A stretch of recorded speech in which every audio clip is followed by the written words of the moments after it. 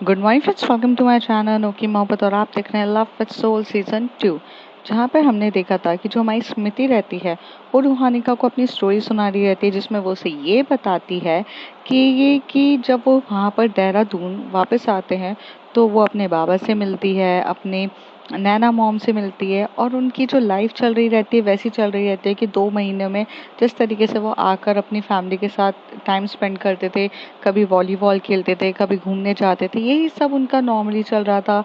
पर उस ड्यूरेशन में एक नई चीज़ ऐड ऑन हो जाती है कि जो उसके जो सूरज पापा जो रहते हैं, जो तनीषा के पापा रहते हैं, उनका बर्थडे आ जाता है।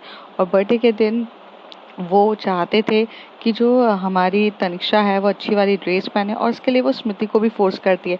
पर स्मृति को कुछ ना कुछ एक अच्छा नहीं लग रहा था। एक बोलते हैं ना कि एक कहीं ना कहीं उसको जो वाइब्स आ रही थी वो कुछ अच्छी वाइब्स नहीं थी, और इस वजह से वो कहीं ना कहीं परेशान थी। अब उसके आगे उसे कुछ ठीक नहीं लग रहा था, और वो तनिषा की तरफ देखे जा रही थी। रात को तनिषा जो थी वो तो सो गई थी, लेकिन स्मृति को नींद नहीं आ रही थी। स्मृति की नज़र सिर्फ उसके ऊपर टिकी हुई थी, और वो ये सोच रही थी कि ये अगर जिस तरीके से तनिषा अगर सबके सामने बार बार मेरे लिए स्टैंड लेगी या बार बार मेरे लिए सब कुछ करेगी, तो इस तरीके से क्या है, सबके सामने उन लोगों का जो रिलेशन है वो सामने आ जाएगा, और जिसकी वजह से आगे जाके उन लोगों को प्रॉब्लम हो सकती है। और कहीं ना कहीं स्मृति बिल्कुल भी सही थी, क्योंकि उसे पता था कि सूरज पापा जैसे दिखते हैं वैसे हैं नहीं। मतलब वो दिखने में तो बहुत सीधे साधे एकदम शरीफ दिखते हैं, पर अंदर से वो कितने गुस्से में रहेंगे। और जो जात का भी फर्क करता है, ऊंची और नीची जात का, वो अपनी बेटी को एक मतलब एक सर्वेंट की बेटी जो उनसे कम जात वाली है, उन्हें कैसे दे सकता है वो। और यही चीज़ उनको बहुत ज़्यादा प्रॉब्लमेटिक होगी। यहाँ पर तनिषा तो बस अपनी मन मौजी में व्यस्त थी, और वो स्मृति की वो चीज़ों को नहीं समझ पा रही थी जो स्मृति कहना चाह रही थी। स्मृति यही कह रही थी कि आगे जाके बहुत ज़्यादा प्रॉब्लम होगा, आप नहीं समझ रहे हो। बट जब इंसान प्यार में होता है ना, तो वो कास्ट वगैरह कुछ नहीं देखता है। वो ये नहीं सोचता है कि उसके कॉन्सिक्वेंसेस क्या होंगे, क्या वो पूरी फैमिली उनके एक्सेप्ट करेगी कि नहीं, ये सब कुछ नहीं देखता है। बस इंसान प्यार में रहता है तो बस प्यार की तरफ देख रहता है। और स्मृति को अब ये सब चीज़ें समझ में आ रही थी। पर जो मुस्कान उसके जो हमारी तनिषा के चेहरे पे जो मुस्कान रहती थी ना, वो मुस्कान के लिए स्मृति कुछ भी कर सकती थी। और तनिषा से दूर जाना स्मृति को गवारा भी नहीं था। तो रात भर वो इसी कश्मकश में सोचते सोचते सो जाती है। जब वो सुबह मॉर्निंग में उठती है तो वो देखती है कि 5 बज चुके हैं, और उसने अलार्म लगाया, तो वो 5 बजे उठ के वहाँ से चुपचाप वहाँ से चली जाती है, और चुपचाप वहाँ से वो रूम के वहाँ से चली जाती है। पर इस बार कुछ अलग होता है। हर बार जब वो 5 बजे उठती थी तो कोई उसको नोटिस नहीं करता था, कोई नहीं देखता था। पर इस बार सुबह 5 बजे ना, जो सूरज पापा रहते हैं, जो तनिषा के पापा रहते हैं, वो सुबह उठकर ना वहाँ पे गार्डन एरिया में ना गए थे। वो शायद से उनकी हेल्थ ठीक नहीं थी या कुछ नहीं था, जिसकी वजह से डॉक्टर ने उन्हें कहा था कि उन्हें सुबह वॉक करना चाहिए। तो कुछ सुबह 5 बजे वो उठकर आए थे और वो वॉक कर रहे थे। लेकिन वो वहाँ पर देखते हैं कि स्मृति जो है वो उनकी महल, मतलब उनकी जो पूरी क्या बोलते बिल्डिंग, जो उनकी बिल्डिंग बोलूँ या उनका घर होता है, वहाँ से निकल के, हवेली से निकल के वो भागते हुए आउट हाउस पे जा रही थी। तो वो ये देख लेते हैं, और सुबह सुबह उनको देख के अलग सा लगता है। बट वो शायद से थोड़ा सा इतना नोटिस नहीं करते। वो ये सोचते हैं कि ये हुआ क्या है, ये इतने सुबह सुबह कहाँ से निकल के भाग रही है, और कुछ नहीं। पर उनके दिमाग में ये चीज़ बैठ ज़रूर जाती है कि हुआ क्या है। और जहाँ पे जो स्मृति रहती है वो अपने बाबा के घर घर पे जाती है, उनके लिए सुबह उठते से चाय वाय बनाती है और नॉर्मल लग जाती है। थोड़ी देर के बाद जो तनिषा होती है वो भी उठ जाती है, और उठने के बाद 8 साढ़े 8 9 बजे ये लोग ब्रेकफास्ट के टेबल पे आते हैं। तभी जो उसके बाबा रहते हैं वो एकदम से तनिषा की तरफ देख रहे रहते हैं, और तनिषा इधर उधर मस्ती में रहती है। वो बार बार बाहर की तरफ देख रही थी, जैसे कि वो आउट हाउस में जाने के लिए बेसब्री से इंतज़ार करे कि जैसे ही उसका ये ख़त्म हो तो वो भागते हुए स्मृति से मिले। तभी उसके बाबा एकदम से बोलते हैं, तनिषा। तो तनिषा बोलती है, हाँ बाबा। तो कहती है कि बेटा तुम बार बार क्या बार बार देख रही हो। तभी उसकी नैना माँ बोलती है, बस वो ये देख रही है कि वो वहाँ भाग के स्मृति से मिलने जाए, स्मृति के साथ खेले कूदे, बस इसी चीज़ का इंतजार है। क्यों बेटा, मैंने गलत कहा? तो तनिषा कहती है कि हाँ मम्मा, मैं सोच रही थी कि हमें मार्केट भी जाना है, तो मैं स्मृति के साथ जाती हूँ, उसको भी ड्रेस लेनी है, मुझे भी लेनी है, तो जाते हम, तो कहते कि मैं भी चलूँ तुम्हारे साथ। उसके पापा एकदम से बोलते, तभी वो कहती पापा आप क्यों चलोगे, आपको क्या करना है, हम लोग लड़की हैं, वैसे भी लड़कियों को ज़्यादा ड्रेसेस लेने में समय लग जाता है, आप उस बात की टेंशन मत लो। तो वो कहते कि कुछ ज़्यादा ही तुम्हारी दोस्ती नहीं हो गई है स्मृति के साथ कि तुम्हें उसका इतना ज़्यादा ख्याल रखने को आ रहा है। ये बात सुनकर जो नैना मॉम होती हैं वो भी एकदम से देखने लग जाती हैं, और जो तनिषा होती है वो भी एकदम से देखने लग जाती है। वो कहती है कि पापा वो सेम एज के ही तो हैं, हम दोनों सिर्फ 2 साल का ही तो अंतर है, मैं 2 साल ही तो बड़ी हूँ उससे, बस यही एक रीज़न है, बाकी और कुछ नहीं। तो कहते बेटा थोड़ा सा ना अपने लेवल के दोस्तों से दोस्ती किया करो। मैं मानता हूँ कि वो बचपन से तुम्हारे साथ है, लेकिन तुम ये भूलो मत कि वो एक सर्वेंट की बेटी है, और सर्वेंट की बेटी के साथ इतना मेलजोल शोभा नहीं देता है तुम्हें। आगे जाकर तुम्हें एक बड़े रईस खानदान से जब तुम शादी करोगी और उन्हें पता चलेगा कि तुम सर्वेंट के बच्चों से इतना ज़्यादा लगाव करती हो, ये बिल्कुल भी सही बात नहीं है। ये बात सुनकर जो हमारी तनिषा रहती है उसे गुस्सा तो आ रहा रहता है, लेकिन वो अपने गुस्से को कंट्रोल करती है, हाथ की मुट्ठी बांध रही रहती है, और उसकी जो मुट्ठी रहती है, जो हाथ रहता है अंडर द डाइनिंग टेबल रहता है, मतलब एकदम से नीचे से वो अपनी मुट्ठी बांध रही रहती है। वो सोच रही रहती है कि मैं अपने पापा को अभी कुछ जवाब दूं या ना, लेकिन तभी उसकी नैना मॉम कह रही थी कि सोचना भी मत बेटा। तो वो कुछ भी नहीं कहती और कहती है जी पापा।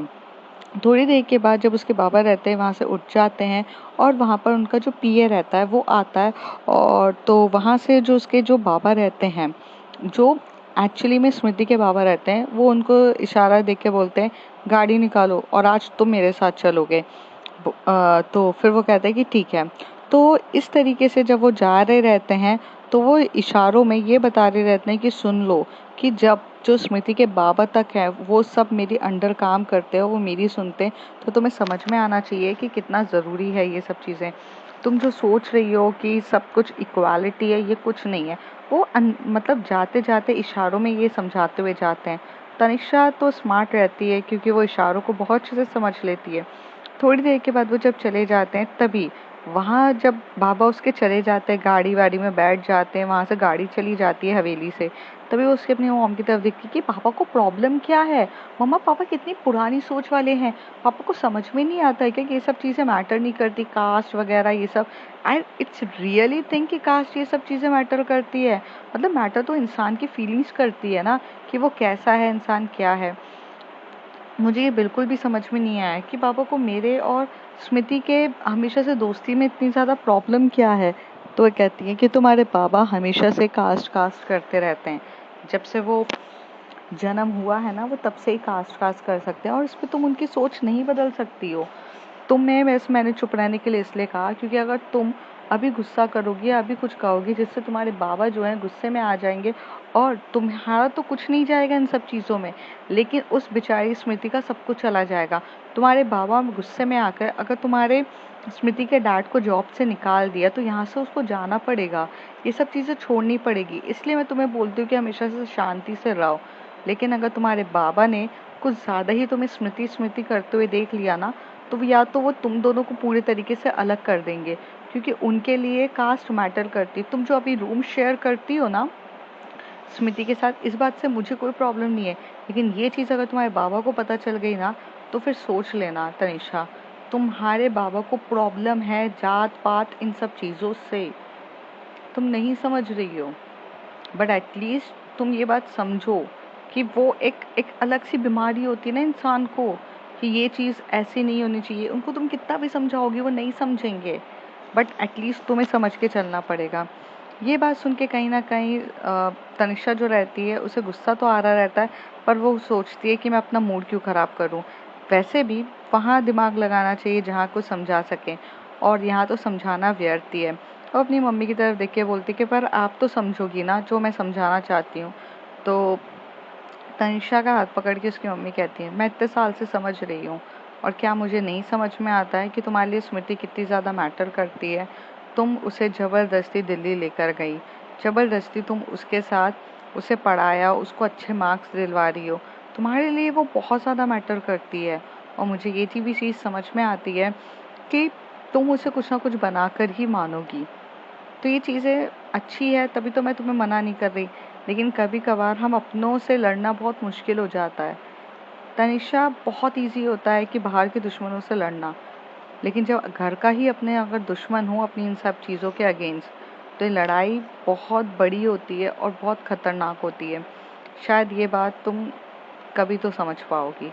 तो कहती है कि मम्मा मैं समझती तो बहुत कुछ हूँ, और ये बोलकर वो भी वहाँ से जा रही रहती है। फिर धीरे में स्मृति आती है। स्मृति बोलती है, नाना मम्मा मैं आपकी कुछ मदद करूँ किचन में? तो वो कहती है कि नहीं बेटा, किचन में तो कुछ मदद की ज़रूरत नहीं है, बट मुझे तुमसे एक ज़रूरी बात करनी है, क्या हम बात कर सकते हैं? तो तभी स्मृति कहती है, क्यों नहीं मॉम, हम ज़रूर बात करेंगे। तभी उसे बोलते हैं कि चलो। फिर वो लोग यहाँ से जाते हैं और जो नैना मॉम का रूम रहता है वहाँ पर वो लोग जाते हैं। वहाँ पर जाने के बाद वो दोनों वहाँ बैठते हैं और बैठ के वहाँ पर उसकी जो मम्मी रहती है वो ये बोलती है कि देखो स्मृति, मैं जानती हूँ कि मैंने कभी भेदभाव नहीं किया है तुम में और तनिष्का में। तुम दोनों मेरे लिए उतनी ही इम्पोर्टेंट हो। तुम दोनों मेरे लिए वही बेटियाँ हो जो मेरे लिए बहुत ज़्यादा मैटर करती हो। पर तुम्हें पता है ना कि सूरज बाबा किस तरीके की सोच रखते हैं? तो वो कहती है कि हाँ हाँ मम्मा मैं जानती हूँ। स्मृति कहती है, तो कहती है कि तनिष्का को समझाओ, तुम्हारे मेल और झोल में मुझे कोई फ़र्क नहीं पड़ता, लेकिन ये मेल और झोल जो तुम्हारा दिल्ली तक रहे या तुम्हारा चुपके छुपाए रहे तो ज़्यादा बेटर है। तुम्हारी दोस्ती और तुम्हारी ये चीज़ों के बीच में हाईलाइट होने मत दो सबके सामने, क्योंकि अगर जिस दिन हाईलाइट हुई उस दिन शायद तुम्हारे सूरज बाबा को अगर ये चीज़ पता चल गई कि तुम दोनों के बीच में गहरी दोस्ती है, तो शायद प्रॉब्लम हो सकती है। तो अगर तनिष्का तुम्हें ये चीज़ें नहीं समझ रही है तो स्मृति तुम्हें ये चीज़ें समझना पड़ेगा। तुम्हें थोड़ा-सा समझदारी से काम लेना पड़ेगा। तुम्हें उसे रोकना पड़ेगा कि ये सब चीज़ें वो ना करे। प्लीज़ समझने की कोशिश करो। मैं नहीं चाहती हूँ कि मेरी दोनों बेटियाँ मुझसे अलग हों, बट प्लीज़ समझने की कोशिश करो। तो वो कहती है कि मम्मा ठीक है, मैं आपकी बात पूरे तरीके से समझ रही हूँ और मैं ये पूरी कोशिश करूँगी कि आप जो बोल रही हो वो। फिर ऐसे बोलकर वो वहाँ से निकलती है। तभी तनिष्का बोलती है, तुम मेरी मॉम के रूम में क्या कर रही थी? तो वह कहती है कि मम्मी ने मुझे बस बुलाया था कुछ ज़रूरी काम के लिए। तो कहती हैं कि तनिष्का बोलती है, तो बताओ क्या बोली मेरी मम्मी? तो वह कहती है कि कुछ नहीं। तो कहती है, अच्छा चलो बाद में तो मुझे ये सारी बातें बताना, ये चीज़ अभी मेरे लिए इतनी मैटर भी नहीं करती, क्योंकि अभी मैंने बहुत सारी चीज़ें डिसाइड करके रखी है कि सबसे पहले हम मार्केट जाएंगे, मार्केट से ड्रेस खरीदेंगे, फिर हम कुछ खाने जाएंगे और फिर हम घूमेंगे फिरेंगे। मैंने बहुत सारा आज का प्लान का शेड्यूल करके रखा है, और फिर कल तो बर्थडे पार्टी है, तो बर्थडे पार्टी के लिए इंजॉय करेंगे, ऐसे बोलती है वो। तभी वो उसे बोलती है कि ठीक है, तुम्हें जो ठीक लगे तुम करो, तुम वैसे भी सुनती कहाँ हो किसी की। तभी वो उसे बोलती है कि क्या हो गया, तुम बिल्कुल मेरी मम्मी की तरह ये रिएक्ट क्यों कर रही हो? तुम्हें भी क्या मेरी मम्मी की तरह भूत चढ़ जाता है कुछ भी बोलने का?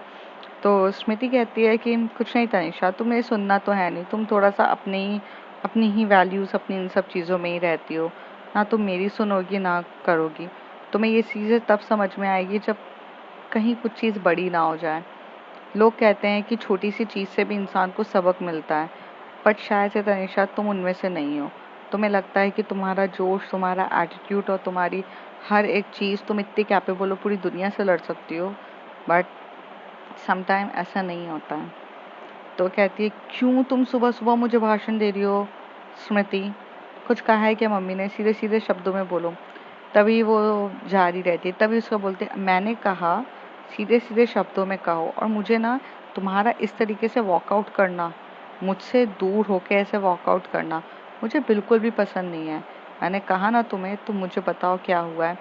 तभी वो उसे बोलती है कि मम्मी सिर्फ यही कह रही थी कि जब तक सूरज पापा हैं तब तक तुम्हें और मुझे थोड़ा सब्रता से रहना पड़ेगा। हमारी फ्रेंडशिप जो है इतनी ज़्यादा हाईलाइटेड नहीं होनी चाहिए। पर मैं उनको कितना भी समझाऊं लेकिन तुम्हें समझ में नहीं आता। तुम्हें ड्रेस खरीदनी थी तो तुम खरीदती ना।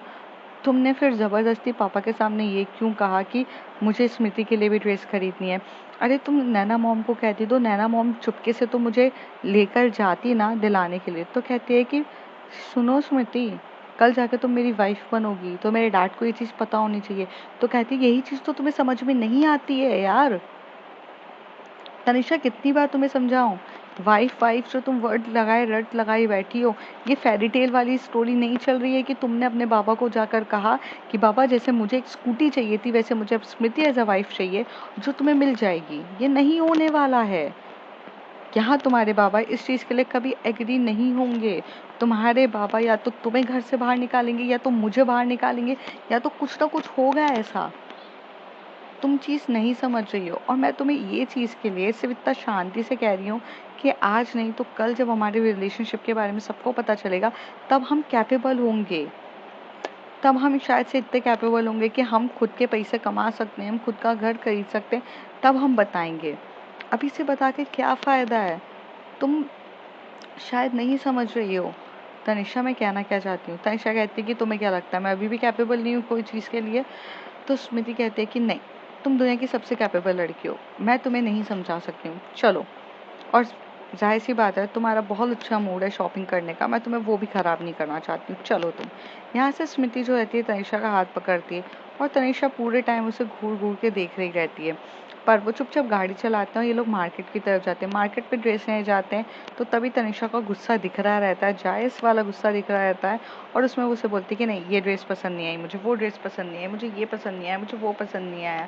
और ये बात पे जो हमारी स्मृति रहती है वो ये चीज़ें बहुत अच्छे से समझ जाती है कि इसको गुस्सा आया है। तभी वो उसे बोलती है कि भैया एक मिनट, हाँ। वो तनिषा को साइड में लेके जाती है और बोलती है क्या प्रॉब्लम है तुम्हारी, इतनी अच्छी अच्छी ड्रेसेस वो दिखा रहा है तो तुम्हें क्यों पसंद नहीं आ रही? तो कहती है कि मेरी मर्जी, तुम्हारी तुम्हारी जैसी मर्जी चलती है, तुम अपनी सोच रखती हो, वैसे मेरी भी मर्जी ना कि नहीं आ रही है मुझे चीज़ें पसंद। तो वो कहती है कि please try to understand the situation, मेरी बात को समझने की कोशिश करो प्लीज़। तो कहती है तुम्हें क्या लगता है मैं कैपेबल नहीं हूँ? तुम पे कभी कोई आँच नहीं आएगी इस बात का, तुम प्लीज़ ख्याल रखो, प्लीज़ मुझ पे ट्रस्ट करो स्मृति, मैं तुम्हें कुछ भी नहीं होने दूंगी प्लीज़। तो उसे वो बोलती है ठीक है, मैं समझ गई। और ये बोल के वो बोलती है कि हाँ मैं तुम पे बहुत ट्रस्ट करती हूँ। तो कहती है अब मैं जो भी करूँगी तुम उसके लिए रोकोगी टोकोगी नहीं, और मुझे मम्मी की तरह भाषण नहीं सुनाओगी। तो कहती है ठीक है, मैं तुम्हें रोकूंगी टोकूंगी नहीं, नहीं सुनाऊंगी। और ये बोलकर जो तनिषा रहती है वो स्माइल करती है, उसे हग करती है, उसके गालों पे किस करके बोलती है चलो अंदर। लेकिन यहाँ पर तनिषा की ये बात पे लिए वो एग्री तो जाती है, पर अंदर ही अंदर मन ही मन वो इतनी ज़्यादा डर चुकी रहती है कि अरे तनिषा को अगर रोका नहीं तो कुछ ना कुछ गलत उन्हें बोलता है। कहते हैं ना कि जब कुछ आपके साथ बुरा होने वाला रहता है या कुछ चीज़ें गलत होने वाली रहती है तो आपको इंट्यूशंस आ जाते हैं, और वही इंट्यूशंस कहीं ना कहीं स्मृति के साथ भी चल रहे थे। स्मृति को समझ में आ रहा था कि यहाँ से उसकी ज़िंदगी बहुत बुरी तरीके से पलटने वाली है, लेकिन कहते हैं ना नियति का लिखा हुआ कोई भी नहीं बदल सकता है। और उसी तरीके से सब कुछ पता और समझते हुए भी, अपनी चीज़ों को देखते हुए भी वो कुछ भी चीज़ बदल नहीं पा रही थी। फिर वो यहाँ से ड्रेस लेती है, फिर अपने लिए ड्रेस लेती है और चुपचाप यहाँ से ड्रेस लेके यहाँ से वो चली जाती है। यहाँ से जाने के बाद वो वहाँ पर जाते हैं, ड्रेस पहनते हैं, और ड्रेस पहनकर ना वो नैना मॉम को दिखा रही रहती है। नैना मॉम देख रही रहती है और स्मृति की ड्रेस पे नैना मॉम बोलती है तुम कौन सी ड्रेस लेकर आई हो, तुम नहीं दिखाओगी? तो वो कहती है कि सिंपल है ड्रेस मॉम। तो कहती है नहीं नहीं सिंपल नहीं है मॉम, ये देखो। तो कहती है कि काफ़ी अच्छी ड्रेस है। तो कहती है कि हाँ। तो तभी उस नैना मॉम बोलती है बेटा सब कुछ ठीक है? तो वो कहती है कि जी मम्मा सब कुछ ठीक है। तभी उसकी मम्मी को भी समझ में आता है कि कुछ तो ठीक नहीं है। तभी वो स्मृति को कहती हैं कि तुमने इस बारे में हमारी जो बात हुई थी वो शायद से तनिषा को बताई है और वो गुस्सा हो गई है, यही है क्या? तो कहती है कि मम्मा मैं उनको कितना भी समझाऊं वो नहीं समझती हैं, उनका ये कहने का मतलब है कि वो खुद हर चीज़ प्रॉब्लम को हैंडल कर लेंगी। तो कहती है कि वो नहीं कर पाएगी बेटा, बात बोलना बहुत अलग है और वो है, उसके पापा को मैं बहुत अच्छे से जानती हूँ, इतने साल पर हूँ। तुम्हें पता है मेरी और उनकी लव मैरिज हुई है, और मेरे जो डैड थे वो एग्री नहीं थे शादी के लिए, तो इन्होंने मुझसे भागकर शादी करी। लेकिन भाग के शादी करने के बाद ये कभी झुके नहीं। इन्होंने आज से 20 साल की तो हमारी तनिषा ही हो चुकी है, और मैं 2 साल पहले उनसे शादी हुई थी, आज से 22 साल हो चुके हैं। इस 22 साल में मैं अपने माँ बाप से कभी नहीं मिली। मुझे पता भी नहीं है कि मेरे माँ बाप कैसे हैं क्या हैं, क्योंकि जब भी मैं उनसे मिलने की बात करती थी तो ये मुझे कहते थे कि तुम्हारे माँ बाप ने मुझे एक्सेप्ट नहीं किया है, और जहाँ पे मेरी इज्जत नहीं है वहाँ पे मैं जाऊँगा भी नहीं। लेकिन शायद शायद मुझे ऐसा लगता है स्मृति कि अगर मैं अपने बाबा को प्यार से समझाती और कहती कि अब उनकी एक बहुत प्यारी सी नातन है, और उनकी ज़िंदगी में हमारी ज़िंदगी बहुत अच्छे से चल रही है, मैं एक अच्छे घर में गई हूँ, मैं खुश हूँ, तो शायद मेरे बाबा मान जाते। लेकिन मेरे बाबा तो भले मान जाते, लेकिन मेरा पति मानने के लिए तैयार नहीं था। तो जो कट्टरपना होता है ना, वो सब मैंने देखा है, इसलिए मैं तुम्हें समझा रही हूँ। तो स्मृति कहती है, मैं समझ रही हूँ, बट मैं क्या करूँ? तो कहती है, अभी कुछ मत करो, कल बर्थडे पार्टी एंजॉय करना। और ऐसे इन लोगों का दिन इसी तरीके से बीत जाता है। अब आ जाता है बर्थडे पार्टी का दिन। बर्थडे पार्टी की शाम रहती है और घर जो रहता है पूरे तरीके से डेकोरेट किया गया रहता है। पूरा घर में पूरा इंटीरियर्स किया जाता है, सब कुछ तरीके से हुआ जाता है, क्योंकि एक बड़े बिजनेसमैन का बर्थडे है। तो उस ज़माने में जितनी भी सारी चीज़ें हुआ करती थी, वो ज़माने में सब कुछ लिया जाती थी। ब्लैक मतलब ब्रांडेड तरीके की शराब जो हुआ करती थी, वो तक मंगाई गई थी।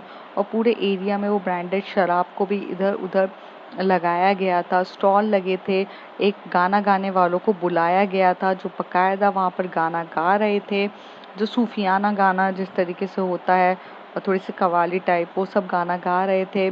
और पूरी पार्टी पूरे तरीके से भरी हुई थी। जो बाहर का इनका गार्डन एरिया था, उस गार्डन एरिया को भी डेकोरेट किया गया था। वहाँ पर चेयर्स लगाई गई थी, वहाँ सब कुछ लगाया गया था। सबका मतलब एकदम खाने पीने के लिए भी बहुत अच्छे थे।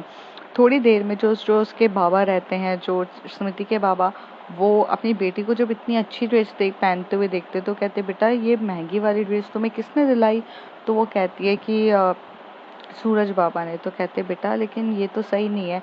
अब यहाँ पर एक चीज़ मैं आपको बता दूँ कि जब सूरज बाबा ने ये ड्रेस दिलाई थी, तो जहाँ उसके बाबा एक हेड ऑफ द ड्राइवर्स थे, मतलब जो जितने भी ड्राइवर्स थे उन सब के हेड थे, और वो हर चीज़ एक गाड़ी को मेंटेन करके रखते थे। गाड़ी में कुछ भी चीज़ खराब हो रही थी, वो सब कुछ देखते थे। लेकिन सूरज बाबा ने यहाँ पर, जो सूरज रहते हैं, जो तनिषा के फादर रहते हैं, वो यहाँ पर अपना बदला उसके बाबा से लेते हैं। उस ड्रेस की जो कीमत होती है, वो पूरी की पूरी वसूल उसके बाबा से की जाती है।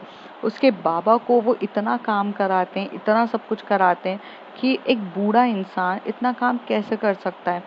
क्योंकि वो भी तो एक उनकी बेटी 18 साल की रहती है।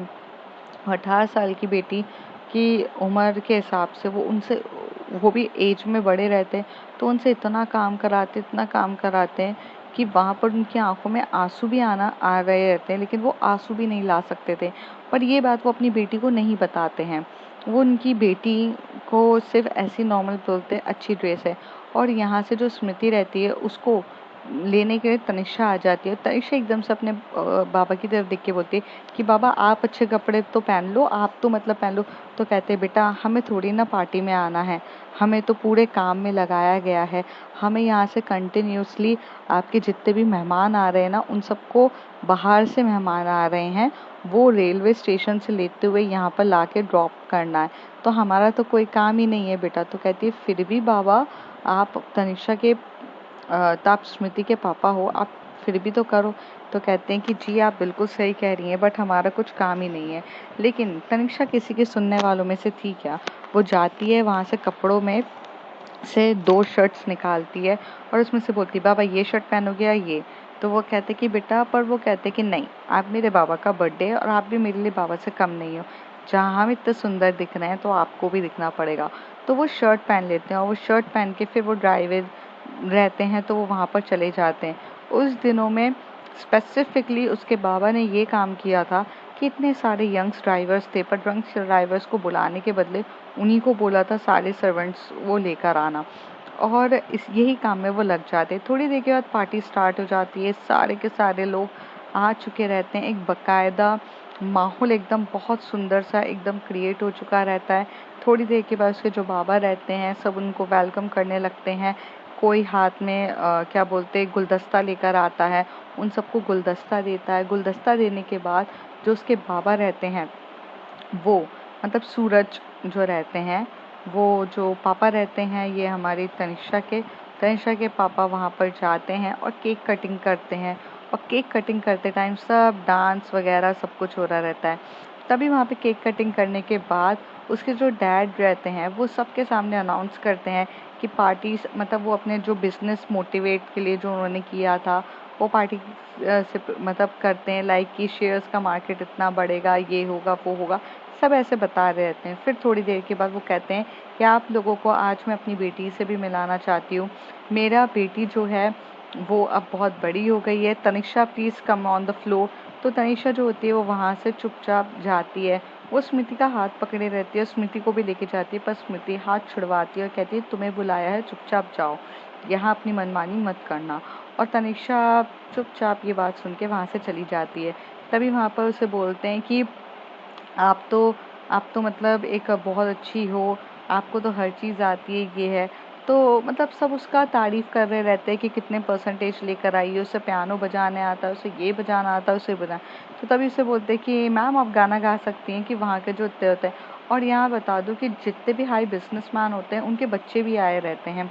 उन्होंने फैमिली के साथ बुलाया था, तो उसमें से 1-2 लड़के रहते हैं जो काफ़ी डैशिंग रहते हैं। वो भी जब तनिषा को देखते हैं तो उसको लाइन मारने की कोशिश कर रहे रहते हैं, पर तनिषा की नज़र सिर्फ स्मृति की तरफ होती है और जो स्मृति की नज़रें होती हैं वो इधर उधर देख रही रहती है कि किस तरीके से लड़के उसे घूर घूर के देख रहे हैं। और आपको तो बता दूँ स्मृति की जेलसी, जब लड़के वहाँ पर ऐसी बात चल रही रहती है तो वहाँ पर तनिषा के जो पापा रहते हैं वो तनिषा को लेकर वो जो हाई फाई जो बिजनेसमैन के बेटे होते हैं उन सब से मिलाने के लिए लग जाते हैं, उधर मिलाने लग जाते हैं, उनको दिखाने लगते हैं। तभी वो जो लड़का होता है वो उनका हाथ पकड़ता है, थोड़ा प्यार से बात करता है और बहुत अच्छे से उनके साथ बात कर रहा रहता है। और ये चीज़ देखकर ना वहाँ पर स्मृति को ना बहुत जेलसी होती है, तो स्मृति थोड़ा सा दूर जाती है और वहाँ पर जाकर ना उसे पता नहीं रहता है कि वो ड्रिंकिंग का मतलब जो ड्रिंक्स है वो कोल्ड ड्रिंक में ड्रिंक मिलाकर लिए जा रही है, वो पी लेती है। तो वो सिर्फ एक ही पैक पीती है, पर वो थोड़ा सा स्ट्रॉन्ग पैक रहता है जिसकी वजह से वो थोड़े से नशे में रहती है। फिर यहाँ पर जो हमारी स्मृति रहती है वो एकदम से जाके साइड में बैठ जाती है। तभी उसके जो तनिषा के जो फादर रहते हैं तनिषा का हाथ पकड़ के बोलते हैं कि बेटा तुम्हें बहुत अच्छा सा पियानो बजाना आता है ना, तो प्लीज़ तुम पियानो बजाओ ना, यहाँ पर सबको देखने को तो मिले कि तुम कितना अच्छा पियानो बजाती हो। तभी वो कहती है और गाना भी गाना बेटा। तो वो कहती है कि डैड मुझे गाना गाना नहीं आता है, मेरी गाने का इतना अच्छा नहीं है। तो कहते हैं नहीं तुम गाना अच्छा गाती हो। तभी वो कहती है 1 मिनट। वो यहाँ से स्मृति को ढूंढती है, स्मृति को ढूंढती है और स्मृति बोलती है क्या हो गया तुम्हें, मेरे पास क्यों आई हो, तुम जाओ ना तुम्हारे हाल ही। तो कहती है बेबी तुम इतना ड्रंक क्यों हो। तो कहती है मैं ड्रंक नहीं हूँ। तो वो कहती है कि नहीं तुम हो। तो वो इतनी ड्रंक नहीं रहती है क्योंकि उसका नशा उस समय चढ़ा नहीं रहता है, वो चढ़ रहा रहता है उस समय, तब तो वो नॉर्मल रहती है। तभी वो उसका हाथ पकड़ के बोलती है कि मैं पियानो बहुत अच्छा बजा सकती हूँ, तो मेरी फ्रेंड गाना बहुत अच्छा गाती है, तो अगर आप चाहो तो मेरी फ्रेंड आपको बहुत अच्छा गाना गाते हुए सुनाएगी। और ये बात सुनकर उसके जो बाबा रहते हैं उन्हें ये चीज़ अच्छी नहीं लगती है, लेकिन उस समय बड़ी महफिल में वो तो कुछ कह नहीं सकते थे। और थोड़ी देर के बाद जो स्मृति रहती है वो खड़ी हो जाती है माइक लेकर और वो तनिषा की तरफ देख रही रहती है और तनिषा से बोलती है कि प्लीज़ गाओ गाओ, मैं पियानो बजा रही हूँ। और जैसे ही पियानो स्टार्ट होता है तो हमारी स्मृति गाना गाना स्टार्ट करती है। ये दिल हो गया संभालो मुझको ओ मेरे यारो, संभलना मुश्किल हो गया। लगी आंखें जो तेरी देखी, शराबी ये दिल हो गया। ख्वाब तेरे तस्वीर जैसे हो दीवार पे, तुझ पे फिदा मैं क्यों हुआ, आता है गुस्सा मुझे प्यार पे। मैं लुट गया मान के दिल का कहा, मैं कहीं का न रहा, क्या कहूँ मैं दिलरुबा, बुरा ये जादू तेरी आंखों का, ये मेरा कातिल हो गया। लगी आंखें जो तेरी देखी, शराबी ये दिल हो गया। जो तेरी देखी, शराबी ये दिल हो गया। संभालो मुझको ओ मेरे यारो, संभलना मुश्किल हो गया। और ये गाना गाने के बाद वो पूरी तरीके से देख रही रहती है जो हमारी तनिषा को, और स्मृति की नज़र तनिषा के पास जाती है और वो थोड़ी ड्रंक रहती है और वो माहौल भी देखती नहीं है और गा देती है। और ये बात देख के तनिषा को बहुत अच्छा फील होता है। तो अब फ्रेंड्स आगे जानेंगे क्या होता है और यहाँ पर कैसे आगे जाके मोड़ होता है कहानी का, और ये कहानी हमें क्या सीख देती है, ये सब भी जानेंगे अगले कुछ एपिसोड्स में। Bye bye.